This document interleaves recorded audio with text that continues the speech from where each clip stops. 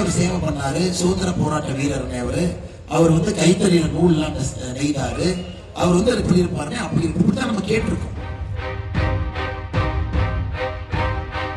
காந்தி ஐயா 1994 கள்ளச்சாராயம் காய்ச்சினார். திமுக அமைச்சர் காந்தி கள்ளச்சாராயம் காய்ச்சி குண்டா சட்டத்தில் சிறைக்கு சென்றுள்ளார் என தமிழக பாஜக தலைவர் அண்ணாமலை கடுமையாக விமர்சனம் செய்துள்ளார். அவர்தான் அமைச்சர், இந்த மாவட்டத்துக்கான அமைச்சர். ஐயா அந்த காலத்துல ஐயா மக்கள் எப்படி பேர் வைப்பாங்கன்னு நமக்கு தெரியும். முன்னோர்கள், நம்முடைய முன்னோர்கள் எப்படி பேர் வைப்பாங்கன்னா, முதல் குழந்தை பிறந்த பொழுது இறந்துரும், இரண்டாவது குழந்தை இறந்துருவாங்க. அப்பெல்லாம் பாத்தீங்கன்னா மருத்துவமே வசதி இல்லைங்க ஐயா, ரொம்ப குறைவா தான் மருத்துவ வசதி. நிறைய குழந்தைகள் பிறந்த உடனே இறந்துருவாங்க நம்ம தாத்தா காலத்துல. அதனால என்ன பண்ணுவாங்கன்னா, மூணாவது குழந்தைக்கு ஆரோக்கிய சாமின்னு பேர் வைப்பாங்க. அந்த பேரே வந்து ஆரோக்கியமா இருக்கணும், அப்படின்னா அந்த குழந்தை வந்து நீண்ட நாளைக்கு வாழணும், அவங்க வீட்டுல வந்து எந்த பிரச்சனையும் இருக்கக்கூடாது அப்படின்னு.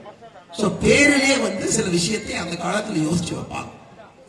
ஆனா ஒரு மனிதனுக்கு காந்தி என்கின்ற பெயர் எந்த விதத்திலையும் பொருந்தாதுன்னா இந்த மாவட்டத்தினுடைய அமைச்சர் காந்தி எந்த விதத்திலையும் பொருந்தாது. காந்தி ஐயா 1994 கள்ளச்சாராயம் காய்ச்சினார். ஒரு எம்எல்ஏ பத்தி நம்ம என்ன சொல்லுவோம்னா, நம்ம ஊர் ஒரு அரசியல் தலைவரை பத்தி என்ன சொல்லுவோம்னா, அவர் சேவை பண்ணாரு, சுதந்திர போராட்ட வீரர் அவர் வந்து கைத்தறியில நூல்லாம் நெய்தாரு, அவர் வந்து எப்படி இருப்பாருன்னு அப்படி இப்படிதான் நம்ம கேட்டிருக்கோம். ஆனால் காந்தி ஐயாவை மேடையில அறிமுகப்படுத்த வேண்டும் என்றால் 1994 கள்ளச்சாராயம் காட்சி குண்டா சட்டத்திலே சிறைக்கு குண்டா சட்டத்திலே சென்றவர். அன்னைக்கு மட்டும் யாராச்சும் ஒரு சப் இன்ஸ்பெக்டர் நல்லா கரெக்டான ஆளா அந்த ஸ்டேஷன்ல உட்கார்ந்து நீங்க தப்பிச்சிருப்பீங்க.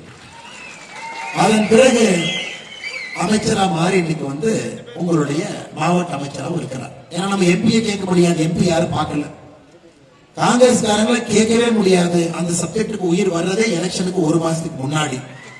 நம்ம 4 மாசம் 4 வருஷம் 11 மாசம் போய் பார்க்க முடியாது ஐயா.